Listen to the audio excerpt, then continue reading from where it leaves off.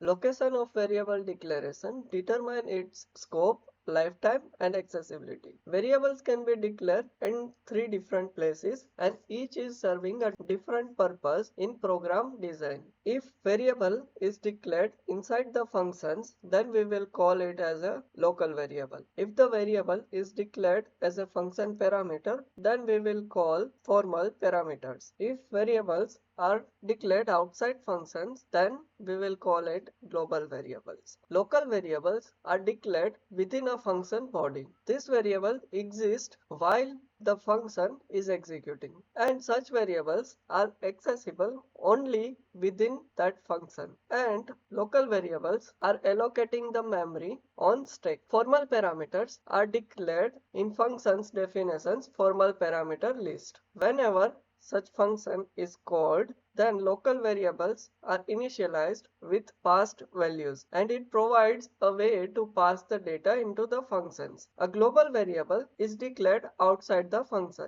and such variables are accessible for all the functions within the same source file, and if it is declared with external keyword, then it will be accessible across the files as well. Global variables will exist for the entire life cycle for the program execution. Memory for such variables are allocated as a data segment or a static storage. The same comparison is given in the table. Here, important columns, scope, and lifetime. The similar example we are going to cover in the next videos. The key important point to note are local variables are used to provide a modularity and avoid unintended side effects. The global variable must be used carefully as it can make debugging and maintenance more difficult. The formal parameters are providing a clean way to pass the value into function without relying on its global state. Here